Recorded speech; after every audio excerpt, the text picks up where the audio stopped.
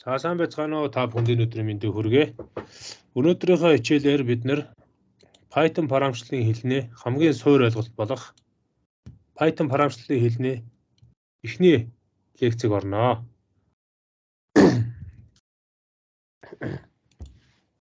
За энэхүү хичээлээр бид нэр дараах сэдвийг судалж үзнэ. Python програмчлалын хэлний хамгийн чухал эхний суур хичээл болох компьютерийн програм хэрхэн ажилладаг вэ? Python хэлний орчин гэж юу вэ? За стандарт оролт гаралтын өгөгдлүүдийн төрлүүд, операторуудын талаар дэлгэрэнгүй үзнэ. За энэхүү хичээлийн суралцсан үр дүнгийн хувьд компьютерийн програм хэрхэн ажилладаг алхмуудыг тайлбарлах, Python хэлний суур ойлголт, программын орчноо бэлтгэх, за print, input функцууд, int, float, str гэх мэт төрлүүдийг хэрхэн хэрэглэх, за тэгээд дээрэс нь операторуудыг хэрхэн хэрэглэх талаар дэлгэрэнгүй үзнэ.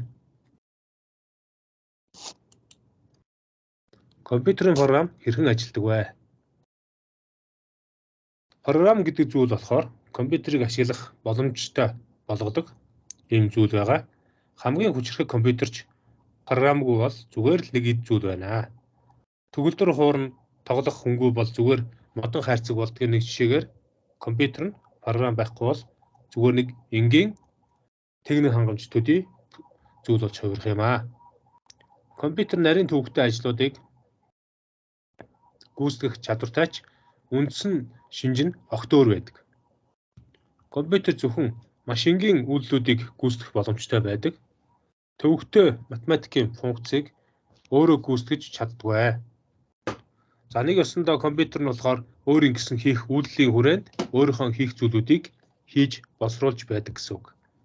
Орчин үеийн компьютерууд нэмэх хуваах гэх мэт суур үйлдэлүүдийг маш хурдан хэдэн зуун, мянган удаа давтан гүйцэтгэх юм чадвартай болсон. За нөгөө хэд маань орж өгөө багш нь хараадах. За чи юу вэ? Ингээ энийг гадуурлах юм байна. За уруулаад яваад байна.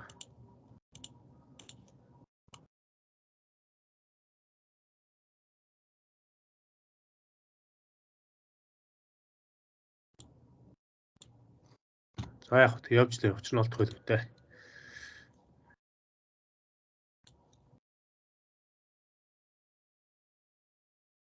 За энэхүү програмыг төв процессор дээр ажиллуулахад төв процессор нь тооцоолох үйлдэл хийхэд зориулагдсан бөгөөд дараах энгийн үйлдэлүүдийг гүйцэтгэдэг. Төв процессор нь тухайн өгөгдлийг санах ойгоос унших, хоёр тоог хооронд нь нэмэх, нэг тооноос нөгөө тоог хасах, хоёр тоог үржүүлэх, нэг тоог нөгөөд хуваах, өгөгдлийн нэг байршлаас нөгөө байршил зөөх, нэг утгатай нэг утгыг нөгөө утгатай тэнцвүү хэсгийг тодорхойлох гэх мэт үйлдэлүүдийг хийдэг. Нэг ёсондоо төв процессор нь тухайн өгөгдлийн санах ойгоос зааварчилгааныхаа командын зааварчилгааны жагсаалтын дагуу өгөгдлүүдийг уншиж өгөгдөл дээр ажилладаг. Төв процессор нь зөвхөн машины хэл буюу 01 гэсэн тоон цуван код дээр бичигдсэн заавруудыг ойлгодог. Төв процессор нь гүйцэтгэх боломжтой үйлдэл бүрд машины хэлний заавар байдаг. Аливаа програм нь төв процессор дээр хүүдлүүдийг биелүүлэхийг заах хэд хэдэн 100 сая, 1000 тийм үү хэдэн сая энэ заавруудын жагсаалтууд байдаг. Үүнийг бол англиар instruction list гэж хэлнэ. Тэгэхээр эдгээр заавруудын жагсаалтны тусламжтайгаар төв процессор нь өгөгдлүүд дээр командуудынхаа даалгавар буюу өгөгдлүүд дээр боловсруулалт хийгээд түүнийг хатуу дискэн дээр хадгалдаг. За програмыг ажиллуулах үед хатуу дискнээс шуурхай санах ойроо тухайн програмын өгөгдлүүд хуулагдаж төв процессор түүнийг нь ажиллуулах үүрэгтэй байна. Тэгэхээр ерөнхийдөө тухайн програмыг ажиллуулах үндсэн үүргийг хатуу дискнээс унших мэдээллийг төв процессор уншиж шуурхай санах ойд ачаалуулж өөрөө боловсруулж ажилладаг. За дээрэс нь тухайн тэр програм хатуу дискэн дээр хадгалагдаж хуулагдсан байдаг. Үүнийг төв процессор үндсэн санах ойн буюу шуурхай санах ойн тусламжтайгаар тухайн зааварчилгаануудын кодыг уншаад боловсруулалт хийгээд үр дүнгээ харуулж үзүүлдэг. Ерөнхийдөө бол төв процессор дараах байдлаар бол форон дээр ажилладаг байх нь байна. Зурган дээр харуулсан жишээгээр үзэх юм бол түрүүн багшны нэг бол дэлгэрэнгүй тайлбарж өглөө. Тэгвэл төв процессор ерөөсөө 3 үйлдэлийг хийж байна. Үүнд төв процессор нь тухайн заавар буюу зааварчилгааны жагсаалтыг унших, кодыг тайлах, гүйцэтгэх гэсэн үндсэн 3 алхмыг гүйцэтгэдэг. Унших үйлдэл дээр тухайн төв процессор нь програмын тухайн машины хэлний зааврын жагсаалтыг програм гэж ойлгож бас болно. Тэгэхээр энэ унших үйлдэл дээр тухайн програмын тэр зааврын жагсаалтыг санах ойгоос дараагийн зааврыг унших хүртэл үйлдэлийг хийнэ гэсэн үг. Нэг өсөндөө хамгийн ихний алхамд нь тухайн програмынхаа санах ойгоос унших зааврын кодуудыг ил гаргаад ирнэ. За ингээд кодын тайлах төвшин дээр тухайн машины хэлний заавар нь ямар нэгэн үйлдэл хийхийг төв процессорт хэлэх команд бөгөөд за энэ нь 2-ын тоогоор илэрхийлэгдсэн төрөний 01 гэсэн тоон цуван кодууд байдаг. Энэхүү тоон цуван кодуудыг төв процессор санах ойгоос авсан зааврын кодыг тайлаад ямар үйлдэл хийх ёстойг нь өөрөө тодорхойлж өгдөг. За тухайн үйлдэлүүдээс хамааруулаад гүйцэтгэх хэсэг дээр болохоор за энэ 2 тоог хооронд нэмэх юм байна. 2 тоог хасах юм байна. 2 тоог үржүүлэх юм байна. Тухайн тооноос язгуур татах юм байна. Энийг төрүүлж хийх юм байна. Тэрийн дараа нь хийх юм байна гэдгийг төв процессор өөрөө тайлаад гүйцэтгэх гэсэн энэ 3 дугаар хэсэг дээр үйлдэлүүдийг биелүүлж өгнө. За энэ 3 алхмыг англиар унших алхмыг fetch, за тэгээд кодыг тайлах алхмыг decode, гүйцэтгэх алхмыг execute гэж нэрлэнэ. За кодыг тайлах, унших, кодыг тайлах, гүйцэтгэх энэ 3 алхмыг мөчлөг хэлбэрээр нь тайлбарласан зурган дээр харагдсан байна. Эхлээд төв процессор програмын дараагийн зааврыг гаргаж уншина. За хоёрдугаарт нь ямар үйлдэл биелэгдгийг тодорхойлоод зааврын кодыг тайлж өгнө. Гуравдугаарт нь зааврыг төв процессор биелүүлж үр дүнд хяналт тавьдаг. Тэгвэл энгийн хэл одоо бидний амьдрал дээр ажиллагдаж байгаа энгийн одоо монгол хэл, францлын хэл хоёрын хооронд ямар ялгаа байгаа вэ гэдгийг энэ хүү слайдн дээр асуусан байна. За үндсэндээ хүн төрөлхтөн үүснээс хойш төрөл бүрийн хэл яриагаар хоорондоо ойлголцож, тохиол зангаагаар ярилцаж ойлголцож байсан. За үүний хамгийн нэг тод жишээ бол одоо манай монгол хэл байна. Бид нар ярьж бичлэггүй ойлгох бас биеийн хэл гэж бас байгаа.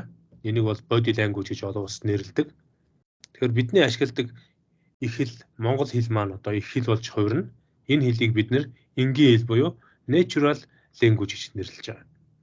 Тэгэхээр компьютер дээр бидний энэ энгийн их хэл буюу монгол хэлийг ойлгох боломжгүй учраас машины хэл буюу machine language гэдэг юм хэллэг үүснэ. Тэгэхээр энэ машины хэл нь тухайн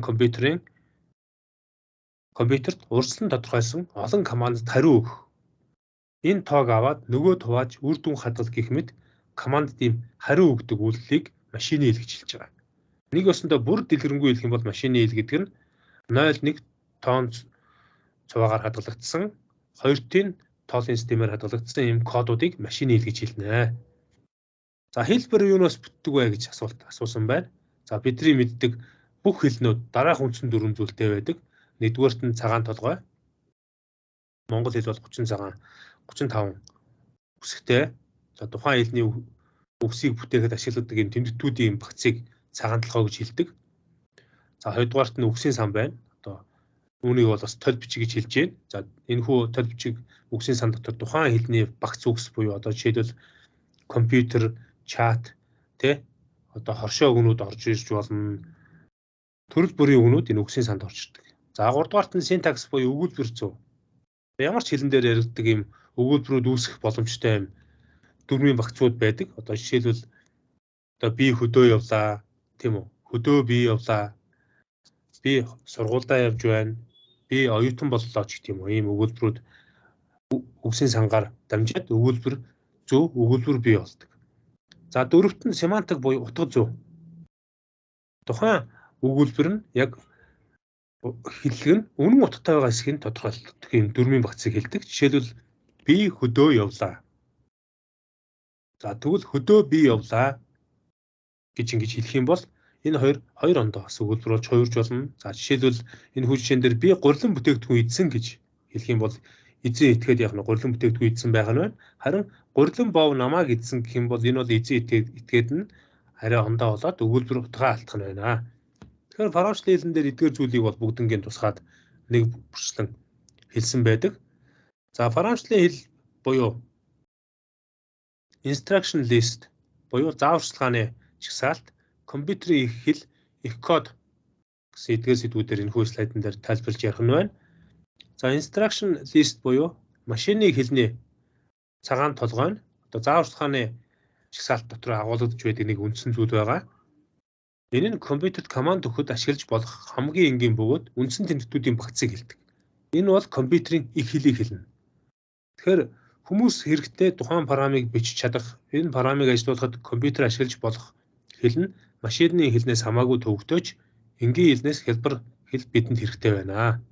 За ийм хэлийг бид нар одоо анх компьютер үүснээс хойш өндөр түвшний фарамчлалын хэл гэж нэрлэдэг болсон.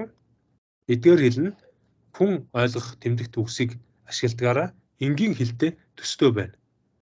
Машины хэлний цагаан толгойн санал болгодгоос илүү төвөгтэй командуудыг илэрхийлэх боломжийг олгодог. Өндөр түвшний фарамчлалын хэл дээр бичсэн програмыг их код буюу source code гэж хэлнэ. Тэгэхээр компьютерийн гүйцэтгэдэг машины кодноос энэхүү ялгаатай байна. Тэгэхээр машины код буюу машин кодноос их код маань ялгаатай байдаг.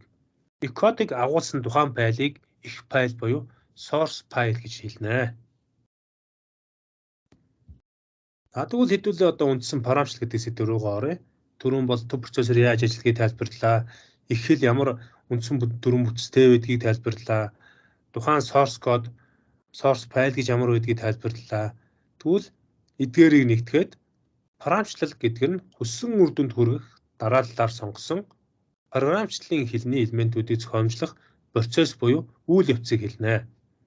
Програм зохиохдоо дараах зүйлийг баримталж болдог. Үүнд цагаан толгойн үсгээр програмыг бол зохионо. Үүнд бол ROM, латин гэх мэт цагаан толгойн үсгээр бичдэг.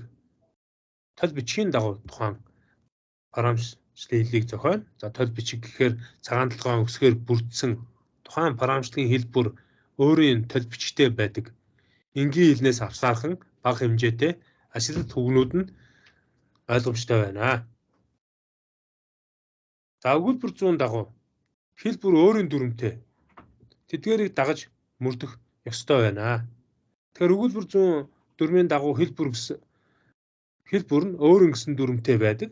За тэгэхээр тэдгээрийг дагаж биччихэж тухайн програмчлал маань ажиллах боломжтой байна гэсэн үг. За нэг өсөндөө дараа нь дөрөвдүгüүрт нь утга зүйтэй байх ёстой. Програм маань алдаагүй зөв ажиллаж исэн ч гэсэн програм бүр логик утга учиртай байх хэрэгтэй. Програмчлалын хэлнээс машины хэл рүү хөрвүүлэх энэ үйл явцыг хоёр төвшөнд хувааж үздэг. За энэхүү хөрвүүлэх гэдэг үгийг англиар compiler гэж хэлнэ. Оросоор compilator гэж хэлнэ. За хөрвүүлэлт гэдэг энэ үйл явц маань юу хийдэг юм бэ гэхээр маш тодорхой. Жишээлбэл тухайн програмчлалын хэлээр бичсэн текст буюу машины хэл рүү хөрвүүлээгүй цагт компьютер үнийг ойлгохгүй хэвээрээ байдаг. Тэгэхээр нэг ёсондоо таны бичсэн их код буюу програмчлалын хэлээр бичсэн Python програмчлалын хэлээр бичсэн C програмчлалын хэлээр бичсэн тухайн кодыг компьютер ойлгохгүй. Ойлгохын тулд хөрвүүлээд машины хэл рүү хөрвүүлээд 0.1 тонн цуваар хөрвүүлжээч төв процессор ойлгож үр дүнгийг гаргаж баталгаажуулдаг. Тэгвэл энэ хөрвүүлтийн үр дүнд биелэгдэх файлыг англиар execution файл буюу гүйцэтгэлийн файл гэж нэрлэдэг. За энэхүү гүйцэтгэлийн файл үүснээр бол програм ажиллах боломжтой болдог. За энэ нь програмчлалын эцсийн бүтээгдэхүүн бөгөөд 100% машины хэлээр дүрслэгдсэн жинхэнэ процессорын буюу одоо төв процессорын биелүүлэх ёстой заавруудыг агуулсан хэлбэр бүхий програм энд үүснэ. Тэгэхээр програмыг бид нар бичлээ, тийм үү? За ингээд бичээд хөрвүүлэх үе шатанд алдаа гарвал бид дахиад засч болдог. Харин хөрвүүлснээ дараа гүйцэтгэх явцад алдаа гарвал дахиад засч болдог. Тэгэхээр энэхүү алдаануудыг одоо програмыг бичих явцдаа, хөрвүүлж явах явцдаа, гүйцэтгэж байх явцдаа засаж болох боломжтойгоос гадна тухайн програмын логикийн алдааг бол тухайн програм хөрвүүлэгч ойлгохгүй. Тэгэхээр нэг өсөндөө бид нар 2 тооны нийлбэр олох үйлдэлийг хийжээж хасах тоо оруулаад өгөх юм бол тухайн програм маань хөрвүүлэгч 2 тооны нийлбэр олдгоороо олно. Тэгтээ хасах тоо ороод ирэхээр одоо нийлбэр биш ялгуур болоо хөвчнө гэсэн үг. Тэгэхээр энийг бид нар сайн анзаарч явахгүй бол бас тухайн програм маань төрөл бүрийн бичиглийн алдаанаас гадна логикийн алдаа гэдэг нэг айхтар зүйл яригдана. Тэгвэл компилятор буюу хөрвүүлэгч, интерпретер буюу орчуулагч хоёр юугаар ялгаатай юм бэ гэж энэ дээр асуулт асуугдсан байна. За тэгвэл интерпретер буюу орчуулагч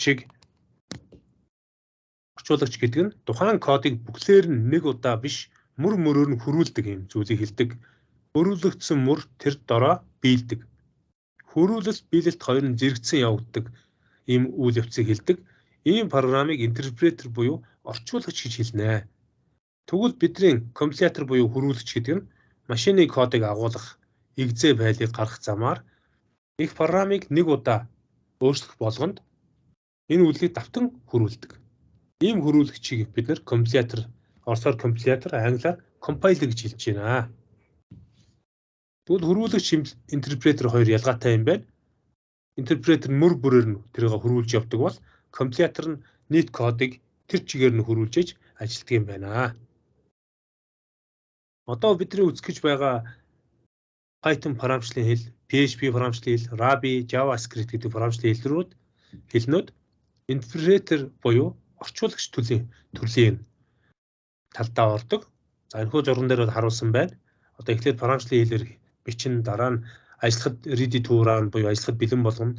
За тэгээ виртуал машин мөр бүрээр нь хөрвүүлээд машины кодоо гаргадаг. Тэгвэл өмнө үздэг байсан C нэмэх, Go, Fortran, Pascal гэдэг хэлнүүд програмчлалын хэлээр бичээд хөрвүүлээд машины код болгоод ажиллахад бэлэн болдог. Тэгэхээр хөрвүүлэгчээр хийснээ гол давуу тал тухайн програмчлалын хэлээрээ шууд бичсний дараа ажиллахад бэлэн болгоод буцаагаад машины код болгож хөрвүүлд юм байна. За энэ хоёр ялгаагаар ерөнхийдөө хөрвүүлэгч, интерпретер хоёр ялгаатай байд юм байна. За дараагийн сэдв буюу интерпретер яг юу хийдэг вэ гэж асуусан байна. За интерпретер нь үндсэндээ тухайн програмчлалын хэлний мөрүүдийг зөв хэсгийг шалгадаг. Өмнө нь дурдсан дүрм байдаг тийм үү? Тэгэхээр нэгсэндээ хөрвүүлэгч нь өмнө одоо дурдсан дүрм маань нөгөө цагаан толгой байж програмчлалын хэлнэ. Үг зөв, үгийн сан байж гэн. За өгүүлбэр зөв, логикийн алдаа буюу одоо утга зүйн алдаануудыг ярьсан. Үүнээс гадна хөрвүүлэгч алдаа олмогц тэр даруйд нь ажлыг зогсоож алдааны мэдээллийг өгнө. Нэгсэндээ error message-ийг өгнө. За ингэснээр интерпретер алдаа хаана байгааг шалгаад ямар учраас гэдгийг мэдээлж өгнө. Мөрүүдийн зөв бичсэн бол интерпретер мөрөөр нь кодыг ажилуулад унш буюу read, шалга буюу check, биелэл буюу execute үйлдэлийг нэгэн зэрэг олон удаа хийнэ. Унш, шалга, биелүүл гэдэг үйлдэлийг. За ингэснээр интерпретер алдаа олохоос өмнө кодыг нэлээд хэсэг нь амжилттай биелсэн байж бас болох талтай гэсэн байна. За тэгвэл орчин үеийн програмчлалын хэлнээ гоо зөв буюу одоо үндсэн хэв маягийг ингээ үзэх юм бол програмчлалын хэлүүд нь олон хэлүүд байгаа. Эдгээр олон хэлүүдээс хамгийн их ашиглагдж байгааг нь одоо та бүхэн дурдах юм бол энэ тод цэнхрээр тэмдэглэсэн 2017 он. За улбар шар нь 2018 он, саарл нь 2019 он, бүдэг цэнхэр нь 2020 он. 2020 онд Python програмчлалын хэл 7373% ашиглагдсан. Java тэгвэл 2020 онд 6941%, за JavaScript хэл 5649%, C нэмэх хэл 4102%. За C# хэл 3192% гэх мэтчин ашиглагдсан байна. Тэгэхээр эдгээрээс хамгийн ашиглагдж байгаа нь Python програмчлалын хэл байх нэ.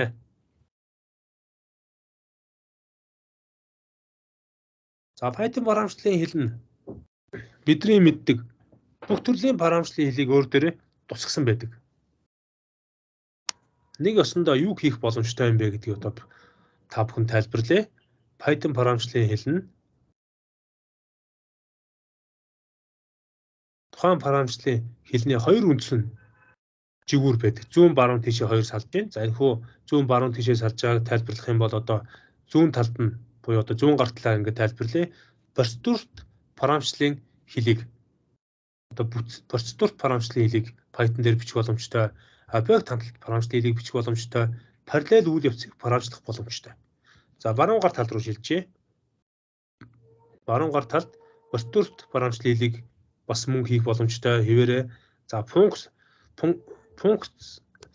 одоо функцт параметрын хэл буюу одоо функционал параметрын хэлийг хийх боломжтой. Өглийн сангийн үйл явцыг одоо параметрлах боломжтой. Нэг өсөндөө Python маань энэ бүх параметрын хандлагуудыг өөр дээрээ бүрэн шингээсэн хүчрхэх параметрын хэл юм аа. Тэгэхээр эдгээр бүгдийг шингээсэн гэдэг маань Python маань одоо нэг өсөндөө Java, C нэмэх, C#, PHP тийм үү. За тэгээд одоо бусад параметрын хэлнүүдийн төлөвлөлтийг өөр дөр шингээсэн юм хүчрхэг параметрын хэл болж таарах нь байна. За дараа нь хэдүүлээ Python хэлний суур ойлголтыг товчоор үзье. За анх Python гэдэг энэ нэршлиг BBC телевизийн Monty Python's Flying Circus гэсэн юм энедмийн цувралын нэрээс анх санаа авсан байна. 1956 онд төрсэн Guido van Rossum гэдэг хүн 1989 онд энэ Python хэлийг Нидерланд улсад зохиожээ. За ингээд 89 оноос хойш зохиогдоод явж байгаад 1999 онд Python хэлний зорилгыг хэлбэр ба ойлгомжтой, шинж хөгжүүлэх боломжтой, энгийн англи хэл шиг ойлгомжтой өдөр бүрийн ажилд тохирсон байх гэж тодорхойлж хэрэглээг нь улам нэмж өгсөн. Ингэснээр Python параметрын хэл нь мульти парадигм буюу объект хандлалтад функционал, процедурт, логик бүтлэгдсэн гэх мэт бүх параметрын хэлийг өөр дөрөө агуулах боломжтой болсон. Энэ төрлүүдээр ч парамыг бичих боломжтой, мөн олон тооны өөрийн гэсэн сангуудтай, эдгээр сангуудаараа ашиглаад төрөл бүрийн параметрыг хийх боломжтой. Веб параметрлах боломжтой, толон параметрлах боломжтой, өглийн сан параметрлах боломжтой, Windows үйлдвэрлэлийн системдэр төрөл бүрийн параметруудыг хийх боломжтой. За тэгээд энгийн доод түвшний, дунд түвшний, дээд түвшний бүх параметрыг хийх боломжтой болсон.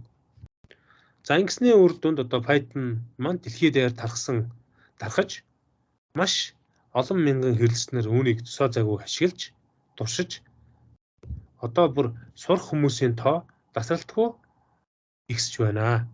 Тэгэхээр Python параметрын хэл ерөөсөө 5 хэлбэр гэсэн юм дүрмээр дүрмийг санал болгодог. Энэхүү 5 хэлбэр дүрм дээр юу байж болох вэ гэхээр Python параметрын хэл нь нэгдүгээр сурахад хэлбэр. За бусад хэлнээс богино хугацаанд сурах боломжтой. Хоёрдугаарт сурахад хэлбэр. Бусад хэл шиг тийм дүрм тайлбар байхгүй параметрын техникт илүү ач холбогдлыг өгдөг юм параметрын хэл байгаа. Ашиглахад хэлбэр 3-дугаарт нь. Тэгэхээр ашиглахад хэлбэр байна гэхэд парамыг зохиоход маш хэлбэр хурдан кодоо бичих боломжтой. 4-д нь ойлгоход хэлбэр буюу Python дээр бичсэн хэн нэгний кодыг та ойлгоход хэлбэр байна. За 5-д нь суулгахад хэлбэр буюу Python үнэгүй нээлттэй олон платформтой зэрэг ажиллах юм боломжтой. Тэгэхээр энэ 5 одоо хэлбэр борноос болж Python параметр маань энэхүү параметрын хэл маань дэлхийд даяар хурдан тархаж байна. За Python бид нар энэ www.python.org download гэсэн сайтаас татж авах боломжтой. Энэ дээрээс Python-гийнхаа орчныг суулгаад бүрэн ажиллах боломжтой. Тэгэхээр Python дээр хэд хэдэн зүйлүүд яригддаг. Одоо бид нэр кодоо бичээд ямар нэгэн одоо алдаа гарах юм бол код засварлагч буюу editor бидэд тусалдаг. Console хэсэг дээрээс бид нэр өгж ажилуулдаг. За дараа нь debugger-аас алдааг илрүүлж тухайн алдаа нь хаана байгааг нь алхмаар нь бид нар гүйцэтгэх боломжтой. Тэгэхээр алдаагаа олоод өөрсдөө тэр алхмаар алдааныхаа зааврыг үзээд засаад ажилуулах боломжтой байдаг. Тэгвэл энэхүү ажилуулж байгаа орчныг Python параметрын хэлний энэхүү орчныг англиар IDLE буюу Integrated Development Learning Environment гэж нэрлэнэ. Тэгэхээр хөгжүүлэлтийн нэгдсэн орчин буюу энэ IDLE-ийг маань парам хангамжийг хөгжүүлэх цогц боломж олгодог парам хангамж юм а гэж ойлгож болно. За бидний хичээлийн ерөнхийдөө суур үзэх боломжтой Python IDLE маань дараах дэлгэсэнд байгаа шиг ингэж харагдаж байна. За гэвч бид нар энэ Jupyter Notebook-ийг бол парам дээр ашиглаж байгаа. Тэгэхээр Jupyter Notebook маань болохоор ерөнхийдөө маш хурдан авсаархан юм ажиллах боломжтой парам хангаж байдгийг. За энийг өгч нь одоо товчоор та бүхэн тайлбарж үзүүлье.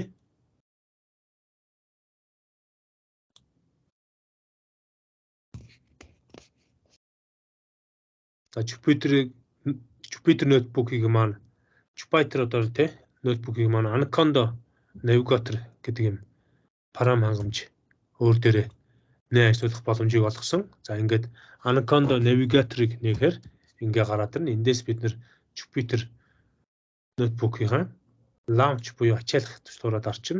За Jupyter ноутбук ажиллаж байгаа бол энэ терминалыг хаагаад хэрэггүй байдаг. Дээрэс нь одоо энэ нэгдэх home page-ийг бас хааж болдгоо. Тэгэхээр энэ home page нь web сервер одоо хөгжүүлэгч нар шиг одоо нэгсэндээ веб хүчээр өөрийн гэсэн веб серверээр ажиллуулад тэрэн дээр ажилладаг юм програм хангаж байгаа. За одоо бид нар шинээр програм бичигвэл new гэснээс Python 3.0 гэсэн сонголтыг сонгоод шууд код бичиж явах боломжтой. За жишээлбэл одоо хамгийн түрүүнд бид нар програмчлалыг сурж байгаа хүмүүс print функцийг бичлээ. Hello world гэсэн текстийг бичгэнэ. Тэгэхээр hello world гэсэн текстийг болохоор ерөнхийдөө програмчлалыг сурж байгаа хүн болгон өөрийн гэсэн юм одоо яс зайг болгоод бичдэг байгаа. Хамгийн анхны програмчлалын дээр бичдэг үг нь одоо энийг араан дараад ажиллуулна. За ингээд энэ програм маань ажиллаж байна гэсэн үг. Тэгэхээр энэ Jupyter notebook маань маш олон тийм үү програмуудыг програмчлалын дээр Python програмчлалын дээр бичиж явах боломжтой бөгөөд энэ нөгөөрөө бусдасаа даваа талтай байдаг. Одоо жишээлбэл AB тооны нийлбэрийг олоод тэрийг үр дүнгээ хэвлэе. За ингээд ран тарчин. Тэгэхээр яах нь 9G гараад чинь. Гэх мэтчлэн ингээд олон төрлийн програмыг энэ дээр ажиллуулах боломжтой. За хэдүүлээ буцаад Lex руугаа оръё. За тэгэхээр та бүхэн маань хичээлийн агуулгыг одоо Jupyter notebook руу татж аваарай. Холбоосын багш нь өгсөн байгаа. За түрүүний ажилтны чиг маань эндээ тайлбарлсан байна. За тэгвэл энэ дээрээс бас нэг алдаа байдаг. Одоо print гээд hello Python гэж бичсэн текстийн ард нь өөрөөхий хаалтаа хаагаагүй орхисон үед алдаа заадаг. Тэгэхээр энэ яагаад хаалт хаах ёстой юм бэ гэхээр Python програмчлалын хэлэн дээр дараах зүйлүүдийг бид нар програм дээр анхаарах хэрэгтэй. Нэгдүгээр print гэсэн функцаар бичсэн бол тухайн өгөгдлийнхөө print гэсэн функц ашигласан бол бөөрөнхий хаалтыг нээгээд хаах ёстой. За нээгээд хаасан бол дотор нь нэг ёсондоо тухайн програм ажиллуулахдаа давхар хашлт буюу double quote-ыг ашиглах хэрэгтэй. За энэ давхар хашлтыг. Тэгэхээр энэ хөө давхар хашлтыг ашиглаагүй улмаас алдаа заадаг. За одоо хэдүүлээ ажиллуулад үзье. За hello гэсэн текстийг өглөө. Run ажиллаж байна тийм үү? За арын өөрөгийн халтыг авсан байхад алдаа заагаад ажиллахгүй. Incomplete input буюу тэ одоо энэ оролтын утга дуусаагүй байна гэсэн байна шүү дээ. За ингээ арын хаалтаа өөрөгийн халтаа тавьчихаар ажиллаж байна. За тэгвэл хоёр талын ажилтны нэгэн байхгүй байх тус алдаа заана. За ингээ алдаа заагаад гараад ирдэг. За ажилтаа хийчихэр алдаа заахаа болно. Тэгэхээр Jupyter notebook-ийн даваа тал нь та хэрэг зөв бичсэн байвал яг нь арын үндсэн функцэсгүүд ногооноор гараад ирнэ. Хэрвээ нэг нь л устгахад арын бүргэлт улаан болчих чинь ингээ алдаагаа өөрөө хилээд өгдөгөөрөө бусад програмуудаас бас даваа талыг олгоно. За ерөнхийдөө Python програмчлалын дээр тэр бусад програмчлалууд дээр алдааг заадаг юм дөрвөн үндсэн зүйл байдаг. Энэ дээрээс trace back гэхээр одоо тухайн тэр програмын яг хаана алдаа байгааг нь зааж өгдөг. Тэгэхээр trace back нь одоо нэг өсөндөө буцааж мөрдөх зам буюу програмын янз бүрийн эсгүүдээр дамжин өнгөрөх замыг зааж өгдөг. Одоо тухайн файлыг хаана хадгалагдсан байгаа гэдгийг байршлын зааж өгнө. За дараа нь тухайн кодон дээр алдаа нь хаана байгаа гэдгийг мэдхийн тулд алдааны байршил буюу алдааг агуулсан файлын нэр мөрийн дугаарыг модулийн нэрийн хамт буцаадаг. За дараа нь алдааны мөрийн агуулгыг одоо үзүүлдэг. Энэ дээр тухаар мөрийн дугаар алдааны бичиглэлийг харуулдаг. За дараа нь алдааны нэр буюу түүний тухай богино тайлбарыг өгдөг. За энэ хүү жишээн дээр болохоор яг нь traceback функцийн тусламжтайгаар C дискэн дээр тийм файл хадгалагдсан байна. За алдааны мөрөн 4-р мөрөн дээр алдаа нь байна. Тэн дээр ямар алдаа байгаа юм бэ гэхээр x тэнцүү boring function гэсэн энэ мөрөн дээр алдаа байна гэсэн байна. За тэнгуут алдааны нэр нь юу юм бэ гэсэн чинь name error name boring function is not defined буюу нэгсэндээ boring function нь зарлагдаагүй байна гэдэг алдааг зааж өгсөн байна. Ингээд бид нар алдаагаа олж мэдэх бүрэн боломжтой гэсэн үг. Тэгэхээр Python програмчлалын хэлэн дээр бид нар програмыг хөгжүүлэх үндсэндээ 5 үе шаттай байдаг. Энэхээр 5 үе шатын 1-р үе шат нь програмыг зохиомжлох, ямар бүтцтэй ямар програмыг зохиогоо эндээ тодорхойлж өгдөг. 2-дугаарт нь код бичих. Python хэлний синтакс буюу дүрмийн дагуу та кодоо бичиж өгч болдог. Энэхүү кодын дагуу бид нар тухайн програмаа ажиллуулнаа.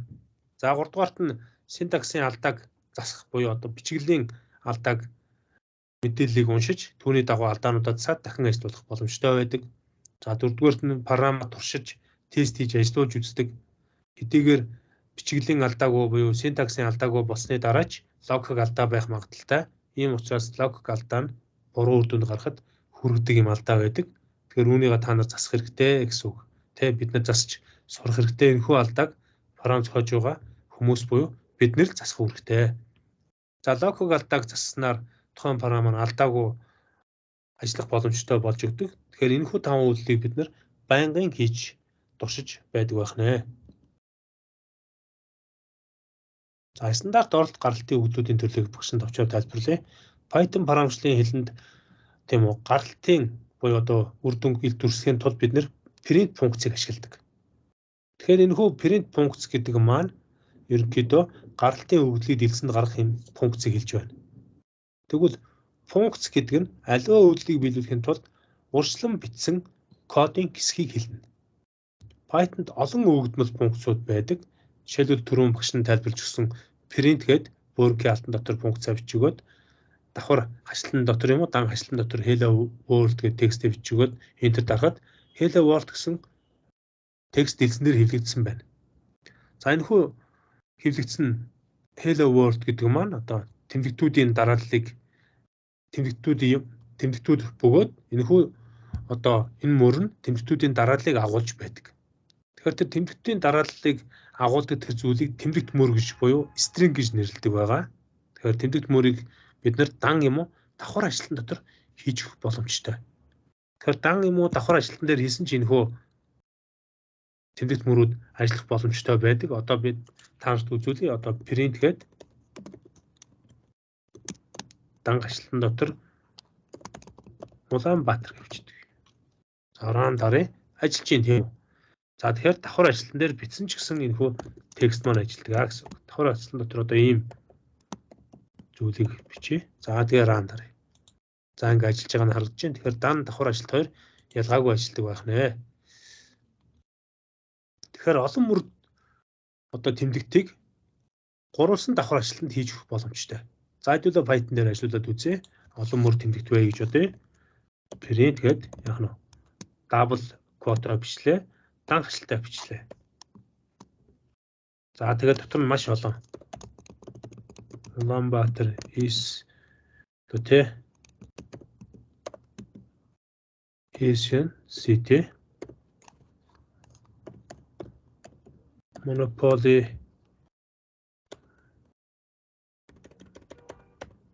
За ингээд бичиж явах юм. Нэг мөр унгаачлахгүй биш байх.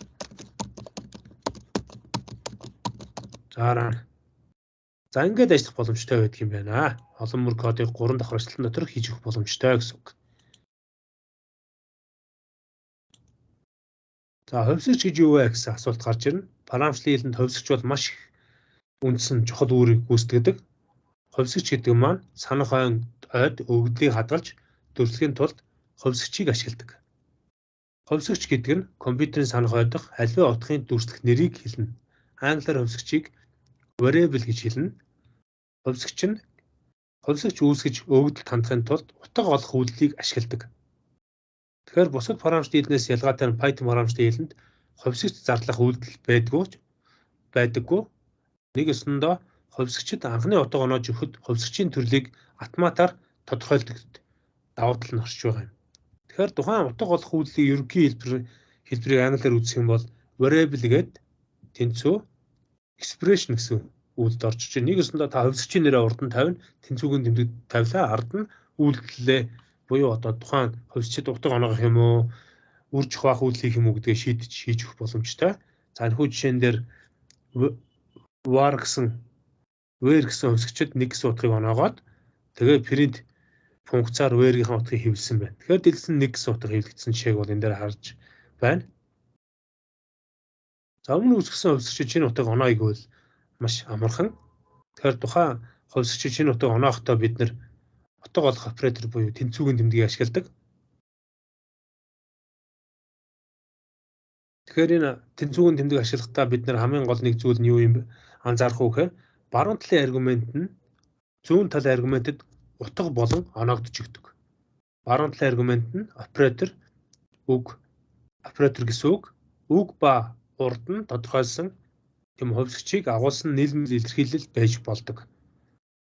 За энэ хүү жишээн дээр яах нь вэ? Where гэсэн хувьсгчид 1 гэсэн утгыг өгөөд print where-ийн утгыг хэвлсэн байна. Дараа нь where гэсэн хувьсгчид тэнцүү where дээр нэг буюу өөр дээр нэгийг нэмээд буцаагаад өөрийг хэвлсэн байна. Тэгэхээр нэг усандаа нэг дээр нэгийг нэмэхээр хоёр болж утга нь солигдно гэсэн үг. За тэгвэл програмчдын хэлэн дээр яагаад тайлбар хийдэг вэ? Яагаад комент хийдэг вэ? Хэрхэн хизээ хийх боломжтой вэ гэж хүмүүс асуудаг. Тэгэхээр бусад хүмүүст програмын болон хувьсгчийн утгыг тайлбарлах хэн хизээ түүнийг бичсэн тухай тайлбар хийх боломжтой байдаг. Заримдаа олон улсын төсөл дээр ч тэр тийм үү. Тухайн өдөрт хийсэн ажлынхаа source кодныхоо бичсэн source кодныхоо ард нь тайлбар хийх хэрэгтэй болдог. Тэгэхээр энэ хүү тайлбарыг бол програм зохиож байгаа программистууд хийдэг. Тэгэхээр энэ хүү тайлбар дотор тухайн код яагаад чухал байгаа гэдгийг тайлбарлаж бичиж өгдөг. Тэгэхээр тухайн тэр тайлбарлахдаа хувьсгчийн үүргийг тайлбарладагч хувьсгчийн нэрийг хоёрдмол утгагүй нэрлэх нь одоо шилдэг арга байдаг гэсэн үг. Тэгэхээр нэг өсөндөө тайлбар нь тухайн кодыг яг юу хийж байгааг нь тайлбарлах үндсэн тайлбар болж өгч байна. Тэгэхээр тайлбарыг бид нэр одоо бичихтэй маш энгийнээр бичих боломжтой байдаг. Одоо жишээлбэл түрүүний энэ үйлдэл дээр бид нар яах нь тайлбарыг бид Python програмч хэлэн дээр чагт гэж бичээд 2 тооны нийлбэр олох програм гэдэг ингээд тайлбар бичээд өгч болж байна. За эсвэл тийм үү би хувьсгчийн араас чагтаа тавиад би хувьсгчид 5 гэсэн утга оноож байна гэж ингэж бичиж болно.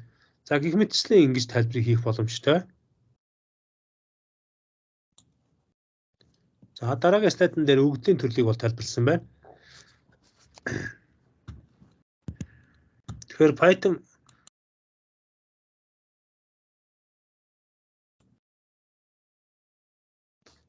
програмчлалын хэлэн дээр өгөгдлийн төрлийг 5 үндсэн төрөлд хувааж өгдөг.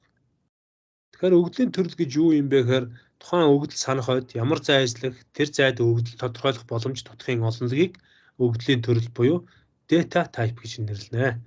Тэгэхээр энэ data type буюу өгөгдлийн төрөл дотор numeric буюу тоон төрлүүд, dictionary буюу толбичгийн төрөл, boolean утгууд, boolean, за set буюу олонлогууд, sequence буюу дарааллууд орчдөг. Тэгэхээр бидний хамгийн түрүүнд үзэх төрлөөр одоо энэ numeric буюу тоон дотроо integer бүхэл тоо, float буюу бутгай, complex буюу нийлмэл тоон төрлүүдийг үзнэ. Харин sequence буюу дараалсан өгөгдлийн төрөл дотор бид нэр string буюу тэмдэгт, list буюу жагсаалт, duplet гэсэн утгуудыг үүсгэх боломжтой. За өгөгдлийн төрлүүдийг бид нэр одоо маш товчоор хамгийн энгийн төрөл нь тэмдэгт мөр буюу string өгөгдлийн төрөл байж байна. Тэгэхээр тэмдэгт мөрөөр дотор нь үсэг тоо тусгай тэмдэгтүүдээс бүтдэг. Програм тэмдэгт мөр ашиглах үед түүнийг тэмдэгт мөр өгөгдөл гэж үздэг. Тэгэхээр тэмдэгт мөр өгөгдлийн эхлэл төсгөлд нь дан эсвэл давхар ажилтныг бичиж өгөх боломжтой. За энэ хүү жишээн дээр first name гээд баяр, last name Ариуна. За ингээд тэмдэгт мөр нь давхар ажилтаар эхэлсэн тохиолдолд давхар ажилтаар төгсдөг. Хашлтуудын хооронд нь хольж болохгүй. Жишээлбэл дан хашлтаар эхлүүл дангаар дуусна, давхар бол давхраар дуусна, гурван давхар бол гурван давхраар дуусгах гэх мэт үйлдэлүүдийг хийх хэрэгтэй. За давхар ажилт ашигласан мөрийг бас яаж бичих вэ гэсэн байж байна. За энэ хүү жишээн дээр тайлбарласан чигээр бол яг нь print функцийн дотор I like гэдэг escape буюу одоо энэ ташуу зураасыг ашиглаад давхар ажилтны дотор Monty Python гэж бичсэн байж байна. За ингэж явал ашиглах боломжтой. За тоон төрлийг түрүүн багш нь дурдсан.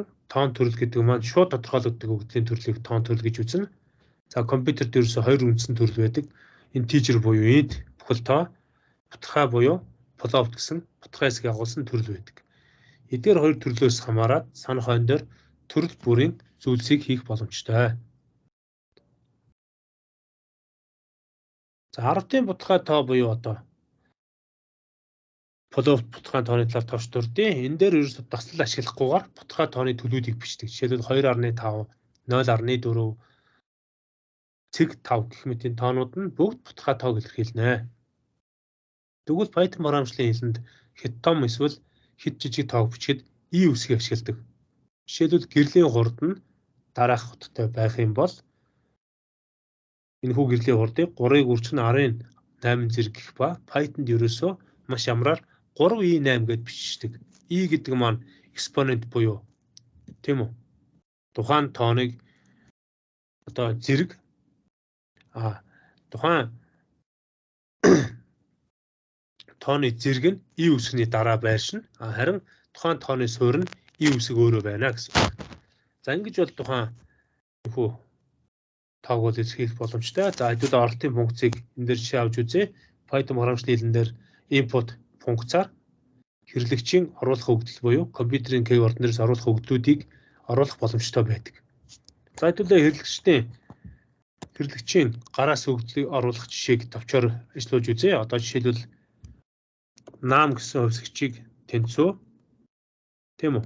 Нам гэсэн хувьсгч байлаа. Энэ хувьсгчийг бүхэл тоон хэлбэрээр болгож зарлаад, integer болгож зарлаад гараас input функцаар өгөгдлийг оруулна. За өгөгдлийг оруулахдаа enter number буюу тоогоо оруулах гэсэн текстийг биччихье. За дараа нь энэхүү намыгаа нам тэнцүү намыг үржих нь нам гэд өөр нь өөрөөр үржүүлээд нэгсэндээ зэрэг болгоод print функцаар намын ховтгыг хэвлэе. Тэгэхээр энэ програмын үр дүнд хэрэглэгч ажиллангууд enter number гэсний дараа тоон утгаа оруулаад жишээлбэл 25 гэсэн утгыг оруулаад дарангууд оруулсан тоог өөрөөр нь үржүүлээд буцаагаад хэвлэж гин гэсэн үг. Тэгэхээр 25-ыг 25 үржүүлэхээр 625 гэсэн үр дүнг нам хувьсгчид өгөөд буцаагаад хэлэгц рүү хэвлсэн жишээ маань ингэж харагдаж байна.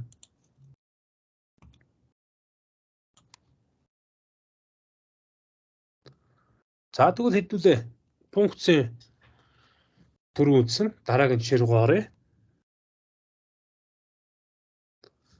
За огч энэ дээр нэг зүйлийг бичээдгээ. За тэгвэл input функцэн дээр бид нар өгөгдлийг оруулахдаа int буюу бүхэл тоо, float буюу бутгай тоо, string буюу тэмдэгт мөрөөр утгуудыг оруулах бүрэн боломжтой юм байна. Тэгэхээр энэ гурван төрлийг хэдүүлээ хичээл дээр бас үзээд явах боломжтой. За жишээлбэл одоо багш нь float буюу бутгай тоогоор өгөгдлийг оруулж үзүүлье. За түрүүний int number гэсэн утгын int-ийн float болгоод хөвлөх чинь. За тэгээ ажиллуулахад бутгай тоог гараас авах боломжтой. Жишээлбэл 467 тооныг бутгай тоогоор аваад зэрэг төвшүүлээд хэвлсэн байна. За тэгвэл одоо хэдүүлээ нам гэсэн хувьсгчээс арай ондоогоор одоо бутгай тоо түрүү асан ч одоо тэмдэгт мөрийг авч үзье. Name гэсэн хувьсгчд str функцаар тэмдэгт мөрийг авъя. За ингээд тэмдэгт мөрөө аваад буцаагаад хэвлэе тийм үү? Name гэсэн хувьсгч. За ажлуудад үзэхээр бид нэр гараас дурын тэмдэгт мөрийг оруулах боломжтой. Lambator City. За ингээд энэ тэмдэгт мөрийг 2023-сан тэмдэгт мөрийг аваад буцаагаад хэлсэн дээр хэвлсэн жишээ маань энэ дээр байна. За тэмдэгт мөрийг str гэсэн хувьсгчаар авах боломжтой юм байна. За дараагийн слайдн дээр бид нэр юу зөвхөр оператор буюу үйлдэлүүдийг үзье. За Python програмчлалын дээр нэмэх үйлдэлийг нэмэх тэмдгээр, хасахыг хасах тэмдгээр, үржихийг дан үржих тэмдгээр, зэрэг төвшүүлэхийг давхар үржих тэмдгээр, хуваахыг хуваах тэмдгээр, бүхлээр хуваахыг давхар хуваах тэмдгээр, за харин үлдэгдэлтэй хуваахыг тийм үү? Процент буюу хувь тэмдгээр илэрхийлдэг. За тэгвэл эдгээрийг хэдүүлээ ажиллуулж үзье. Тэгэхээр ажиллуулахад маш тавч тодорхой үйлдэлүүд гардаг. Жишээлбэл за A гэсэн хувьсгчд 60 гэсэн утгыг өгье. B-д яах нь вэ? За 20 гэсэн утгыг өгье. За тэгвэл яах нь C хувьсгчид A дээр нэмэх нь B үйлдэлээ хийж болно. D хувьсгчид яах нь A-с асах нь B үйлдэлийг хийж болно. E хувьсгчид A-г үржих нь B үйлдэлийг хийж болно. F хувьсгчид A-г хуваах нь B үйлдэлийг хийж болно. За тэгвэл H хувьсгчид яах нь A-г давхар хуваах нь B хувьсгчаар хийж болно. За энийг B-гээр ихгүйгээр хэдүүлээ бүхэл үйлдэлтэй авах учраас 15 гэд хийчихье. За дараа нь J хувьсгчинд тийм үү 60-ыг процент хуваагаад за A-г тийм үү процентлоод хувьд 15 хувааж байгаа жишээг үзье. За ингээд хэдүүлсэг одоо хэвлээд үзье тийм үү. Parent C. За одоо дараа нь яах нь бид нэр print D, print E, за дараа нь print E, print F болгоод одоо сүүлийнх нь print H, за хамгийн сүүлийнх нь print J. За тэгэхээр ингээд ажиглаад үзэхээр төрөл бүрийн утгууд гарч ийн. За жишээлбэл print C дээр 2 тооны нийлбэрийг гаргасан байна. За харин print D дээр ялгарыг гаргасан байна. E дээр үржирийг гаргасан байна. За F дээр A-г B хуваасан үр дүнг гаргасан байна. За тэгээд дараа нь H дээр A-г одоо 60-ыг 15 хуваагаад бүхэл үйлдэл буюу 4-ийг гаргасан байна. Харин 60-ыг 15 хуваагаар үйлдэл нь яах нь тэг гарсан байна. За энэ 60-ыг хайдуулъя юм болгочих. Энэ дээр 61 гэдэг тоог 15 хуваагаад юу гарахыг харъя. Харин бутархай үйлдэл нь 1 гарч байна энэ дээр. За гэх мэтчлэн ийм үйлдэлүүдийг бид нар хийх боломжтой.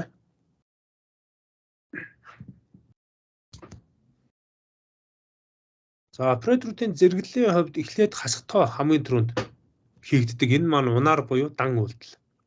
Дараа нь үржих үйлдэл хийгдэнэ. Энэ маань яг нь бас унаар үйлдэл байгаа. За үржих үйлдэл гэхээсээ илүү бас зэрэг үйлдэл маань төрүүлж хийгдэнэ. За үүний дараагаар үржих, хуваах, бүхлээр хуваах үлдэгдэлтэй хуваах үйлдэлүүд маань хийгдэнэ. За хамгийн сүүлд нь нэмэх, хасах үйлдэлүүд маань хийгдэнэ. Тэгэхээр сөрөг тооны үйлдэл маань хамгийн түрүүнд хийгддэг байх нь байна.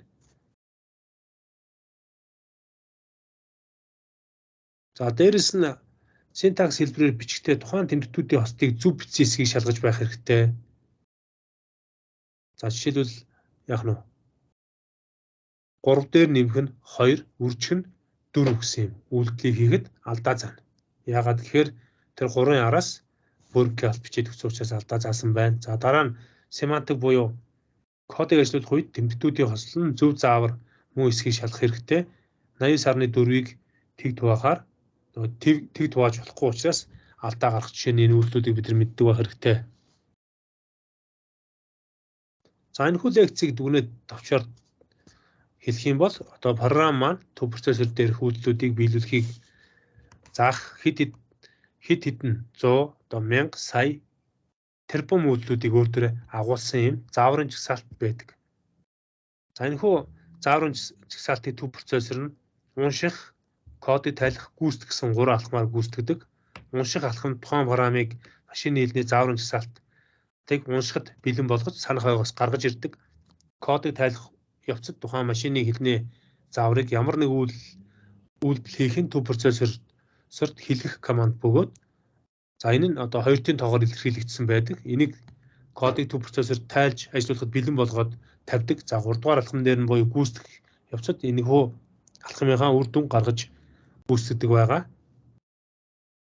Python програмчлалын хэлнийг 1989 онд Guado van Rossum зохиосон байдаг. За энэ хүү Python програмчлалын хэл нь олон түвшинд ашиглагдах боломжтой.